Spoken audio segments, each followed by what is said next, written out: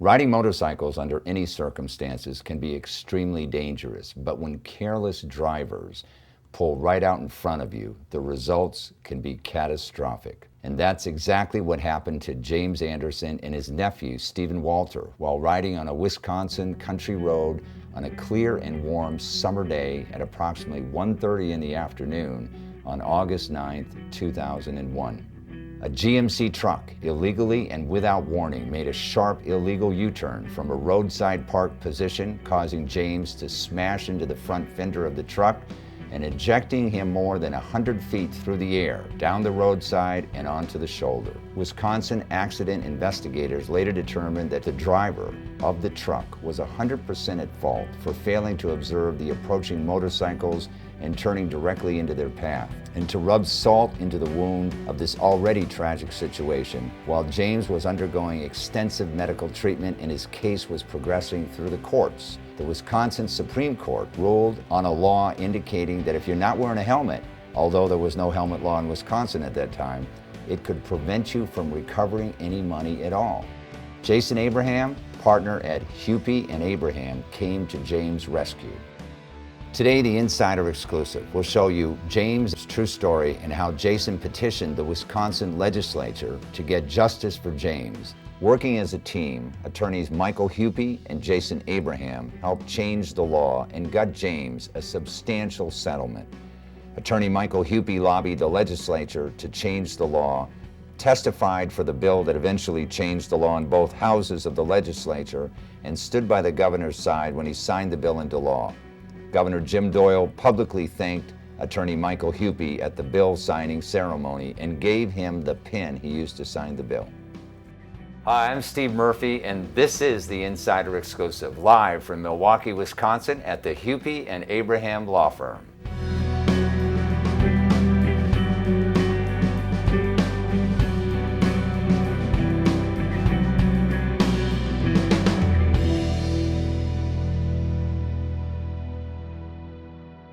It gives me great pleasure to introduce Jason Abraham. Welcome to the show. Thanks for having me. This is a case, James Anderson's case, where a motorcyclist was driving on the road, enjoying his day with his nephew, I think it was.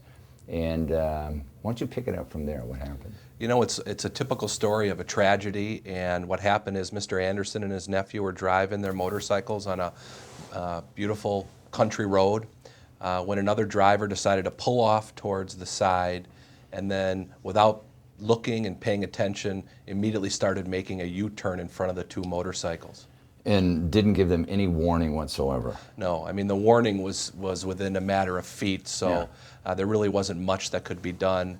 The nephew put his motorcycle down and then slid, and then Mr. Anderson unfortunately hit the side of the truck.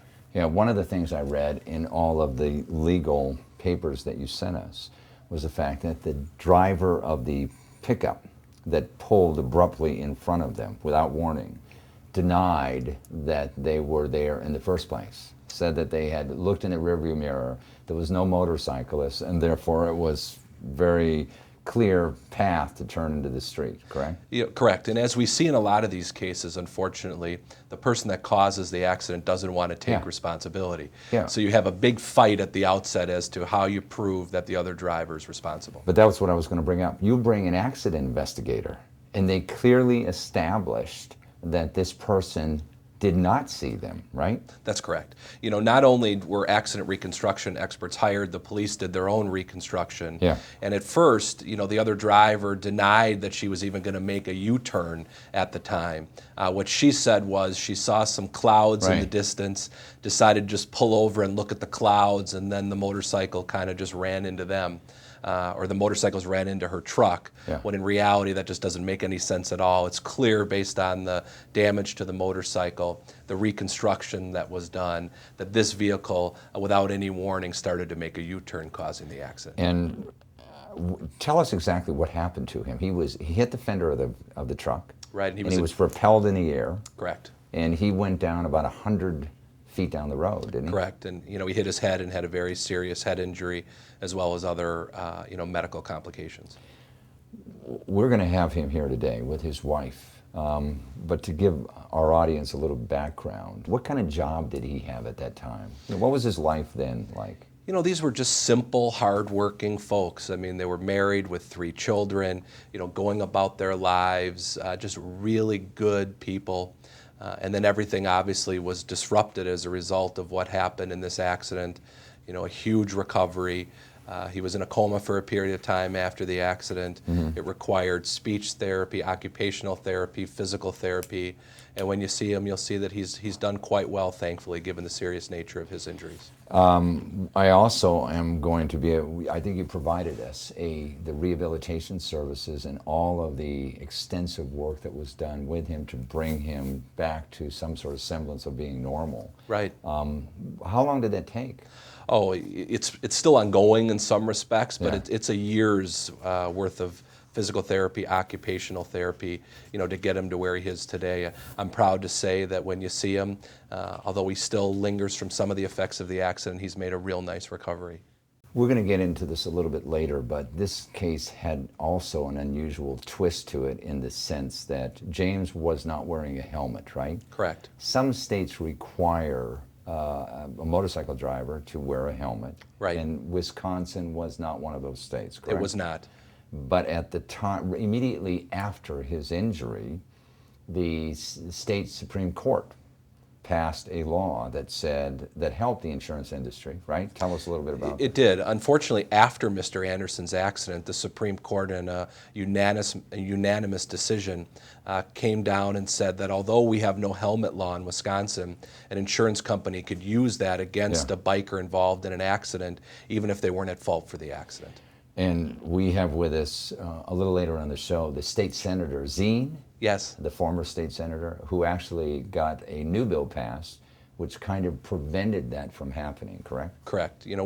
My partner, Mike Hupy, lobbied the legislature after Mr. Anderson's accident so we could try to make a difference for him and his family. Well, this is kind of a little bit unusual, and this is why I wanted to do this show, because not only did you represent the client, but you actually advocated to have the law changed to help people in the future. Correct. I mean, this case had a lot of twists and turns, whether it be liability. The insurance company was not taking responsibility for the accident, so I had a huge fight on my hands with respect to that. Right. Damages, the insurance company was fighting the case, saying Mr. Anderson wasn't hurt as bad as we said he was. Right. And then they tried to use to their advantage this fluke of a change of the law, after the accident happened. So it had a lot of these twists and turns that we had to overcome in order to help the Anderson family. Today we are fortunate enough to have James and his wife Tracy here so they can tell us the personal experience that they lived through. We're going to have them on right now.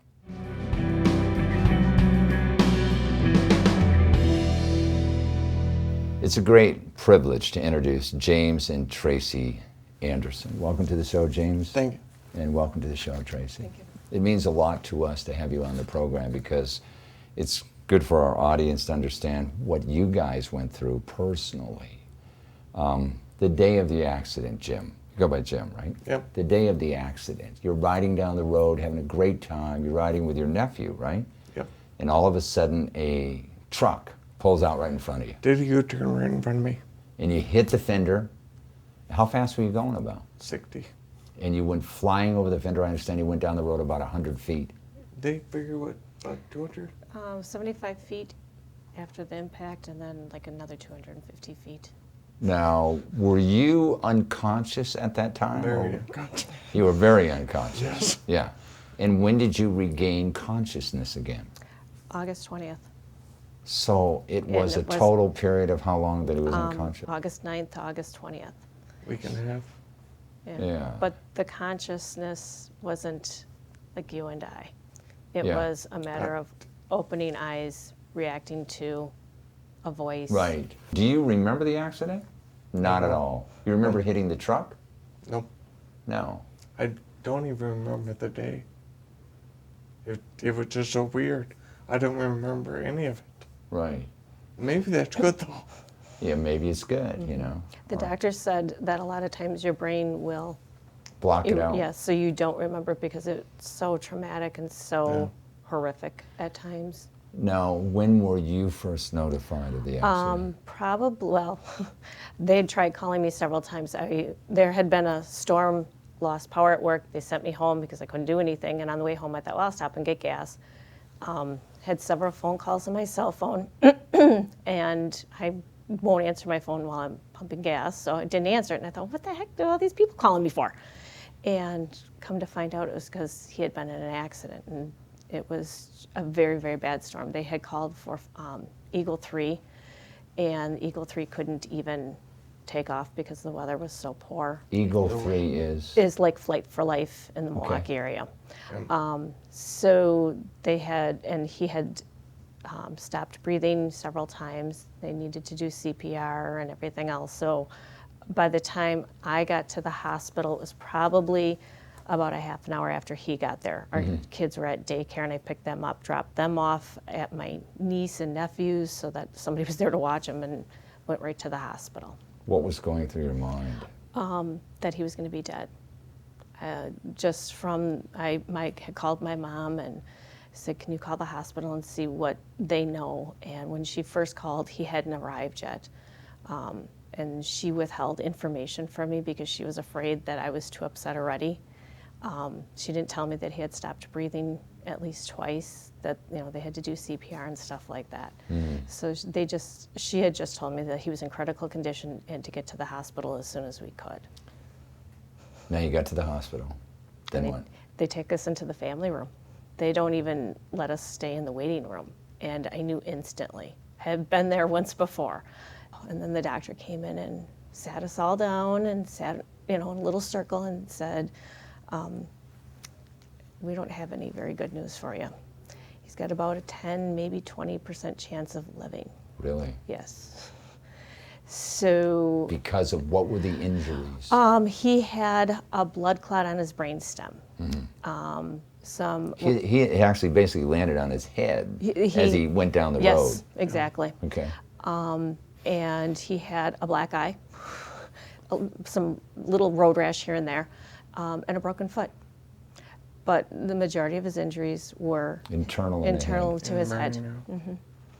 No internal bleeding or anything like that, just the blood clot to the brainstem was the big one, and that affects your breathing, your movements, right. speech, all of that. They rushed him to? They tried to stabilize him. They got him stabilized, and they said they were going to kind of see how the first 12 hours went.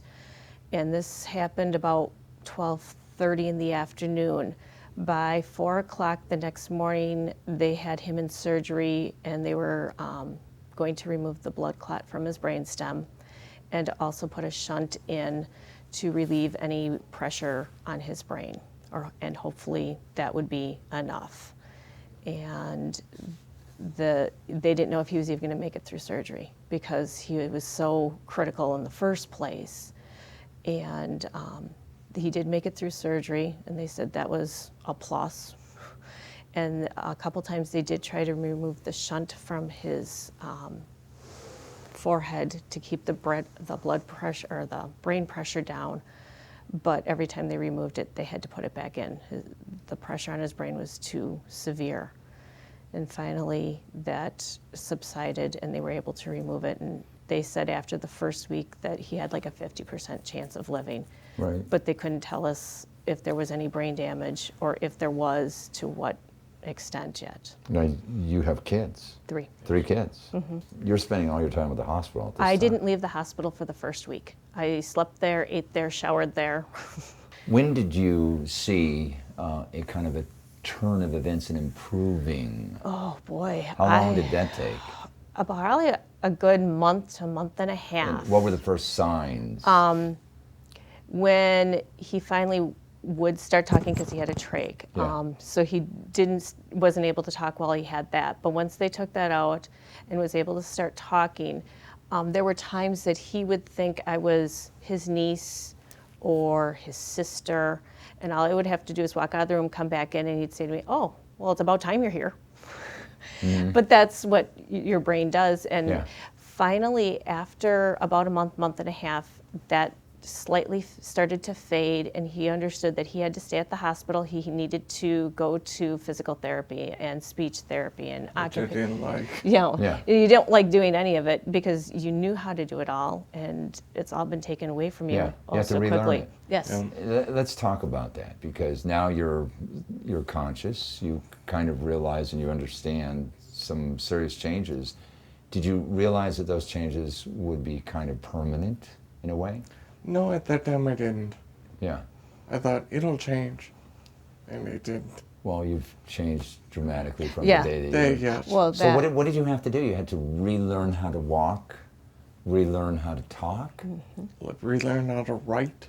yeah. relearn how to write. Yeah. Could not write, No, could not talk. not very good. Wow. Could you form the words in your mind though? Yes. But you just couldn't express them. That, and I was quiet. Very Yeah, quiet. his voice was, he had, when they had to put the breathing tube in out at the accident site, they damaged vocal cords because there was so much blood. They couldn't Really? see. So that's why his voice Unfortunately. his voice was very powerful before. And now Really? it's, yeah, and he had surgery several times to try and improve the quality of his voice so it wasn't so, I don't want to say scratchy, but Yeah. so. And how long did this recovery and rehabilitation, it's still ongoing?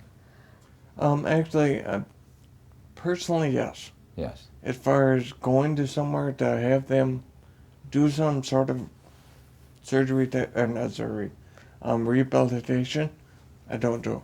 Yeah. You don't have to do that. No. No. So when you say personally, talk about personal improvement. It's part of that stubbornness that I just refuse to give up something, and they're not going to come back. That's great. Like, what are the things you're working on now? Walking, Walking. Yes. You walked in here pretty good. It's a flat surface. I tend to stumble. Oh, do you? Yeah. Yeah. If it's Is that like, because of, balancing or what? Yes. Really? My balance isn't very good.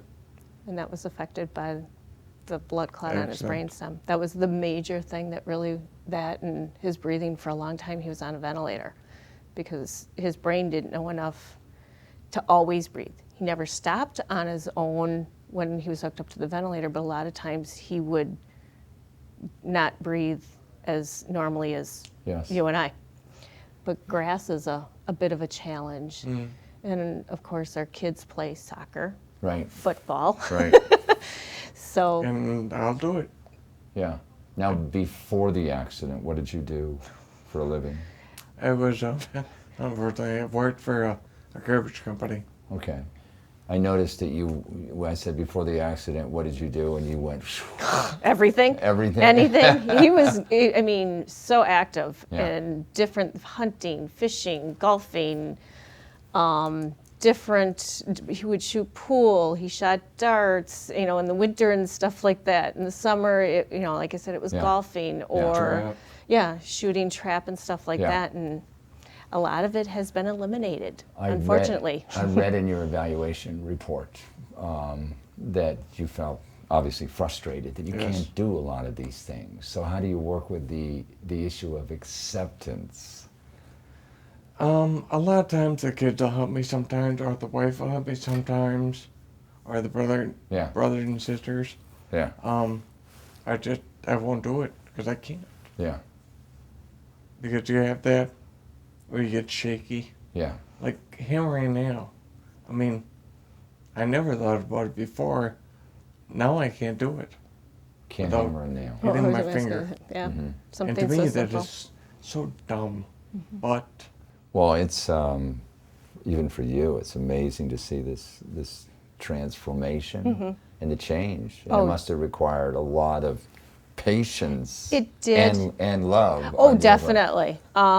Everybody says, "Oh, you must really love him," and I'm like, "Yeah, I do." I said, but a lot of times it was, because he had a feeding tube for a long time after he even Yeah. got out of the hospital, and I said, "So, you hook up the bottle and you put his medicine in there because he wasn't able to eat for so long." After he got out of the hospital, I said it was, I hated that. and I said, it was What, kind. you couldn't eat yourself? No, No? he Oh. couldn't. And he lost his sense of smell, which knock on wood, was kind of a good thing, at least at that point, because if I was making supper, Yeah. he couldn't smell it. But being a hunter, when you can't smell like skunks, Yeah. Yeah. Or even if there's a fire in our house, he's I won't kind That's of, today too? yeah, Yeah. he's still, all these Once years you're later. still Now, It's do you gone. find that gradually these senses are coming back? No? no. Once That- it's gone, it's gone. Yeah. I have to hand it to you. You know, you as a couple, you're great.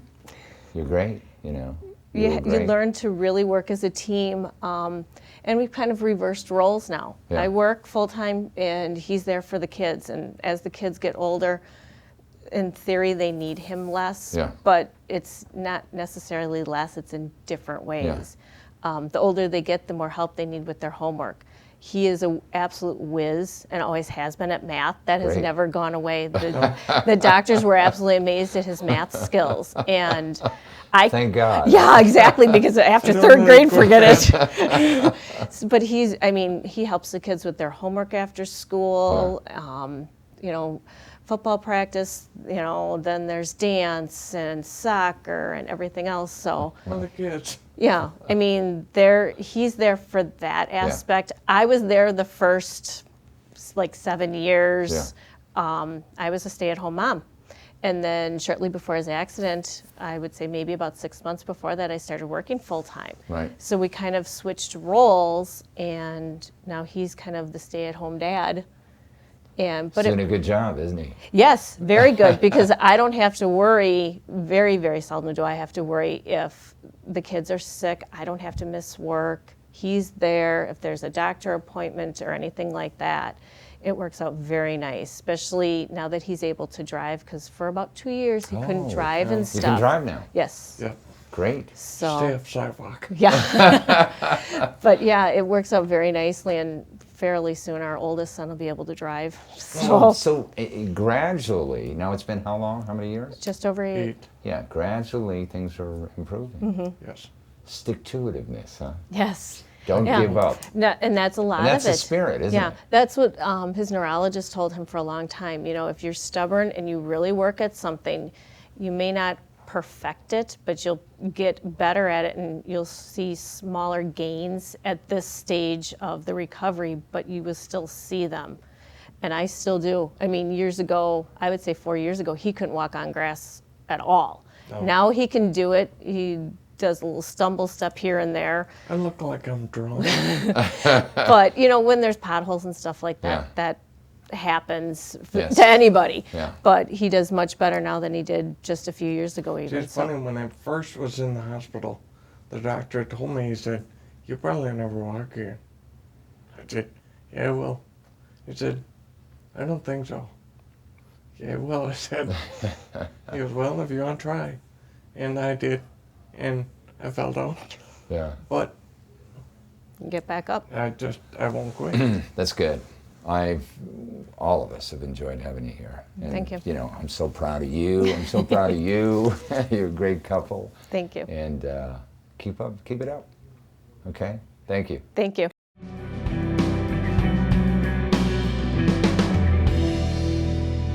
It's my great privilege to introduce former State Senator Dave Zine. Yep. Welcome to the show. Thank you very much. Now, you and Jason together sought to change the Wisconsin law regarding helmets. Can you tell us a little bit about how that happened? Well, after the Anderson accident, the Supreme Court came down in a unanimous decision saying that the insurance company could use a biker's failure to wear a helmet against him in a personal injury action. My partner, Mike Hupy, and I decided at that point that we needed to do something about that. And Mike actually went to the legislature to try to change the law. Thankfully, in Wisconsin, with Harley-Davidson being located here, we have a lot of motorcycle-friendly legislators like Dave. Mike Hupy then talked to Dave Zine, and then the ball started rolling to change the law. And when they approached you, what was your immediate reaction? I couldn't believe it, Steve. Yeah. I mean, I had no idea about the state Supreme Court ruling until they brought it to our attention. And I'm kind of like the go-to-it person for sportsmen's issues, veterans issues, patriotic issues, motorcycle issues. So immediately we had a bill written by our Legislative Reference Bureau and our Legislative Council attorneys, and we got the ball rolling, passed a law. Now, Thanks what- for bringing it to our attention. What is the law in Wisconsin today? Well, the law in Wisconsin today says that unless you're suing a product manufacturer for a defective helmet, an insurance company cannot use a biker's failure to wear a helmet against them in a personal injury case unless the law mandates wearing a helmet. In Wisconsin, unless you have a learner's permit or you're a minor, you're not required to wear a helmet. So unless you're required to wear a helmet, an insurance company can no longer use that against a victim of an accident. I understand towards the end, when the governor was about to sign this law into effect, the insurance company sued your client Yeah, to prevent you guys from recovering. Yeah, the insurance company tried to do an end around against us, and the law was saying that it would not apply to cases unless they were filed before the change in the law. We were able to get this passed specifically to help Mr. Anderson. And what they tried to do was on the eve of the governor signing the bill, with my partner Mike Hupy standing right next to the governor, the insurance company sued us to get us into court to try to have the old law apply. Thankfully we were able to convince the insurance company with some case law that was not going to be successful, and then we're able to settle Mr. Anderson's case for a substantial sum of money. Do you wear a helmet when you ride a motorcycle, Dave? Absolutely not, ever, unless I'm in a state that requires it. And a lot of times I wait until we stop, then I put it back. Okay. I see in California that folks wear we have a mandatory helmet law, but some of the helmets that they wear are like helmet liners that you used to put on your helmet in the service, which are kind of useless if you ever get in an accident. I believe that helmets restrict vision, hearing, mobility of the head. They cause accidents. That added weight. I've had a broken neck and a broken back in Vietnam, and I've had a broken neck since then. But that added weight actually hurts my head. And if I were to be in an accident, that added momentum could just snap my neck, be totally paralyzed. So I choose not to wear a helmet. I want to be absolutely sensitive to the environment. Okay. And you're a long-term motorcycle aficionado, aren't you? I have, the Lord's blessed me with about 2.2 million miles on motorcycle, and I'm still going. And Harley Davidson just gave you a motorcycle, didn't he? I'm the first person in history to put 1 million miles on one machine, one motorcycle. Harley Davidson gave me one in April 6th, and I have 78,000 miles on the new motorcycle. Wow. You ride it all the time. Not in the winter, not in the snow and ice. No, Steve, no. Your firm is known for representing a lot of motorcyclists in accidents, aren't they? We are. We represent more injured motorcyclists than anyone in the Midwest. Yeah. I'm proud to say I ride. We're at the forefront of motorcycle-related issues. I'm also proud to say I was standing right next to Dave when Harley presented him with his new motorcycle, Yeah. and I was the last person to ride the old motorcycle before Harley took it over, and we're going to put it in a museum.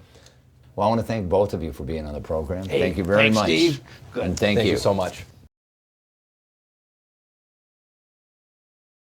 Thanks for watching. You can get more information about our guest and the issues at www.insiderexclusive.tv.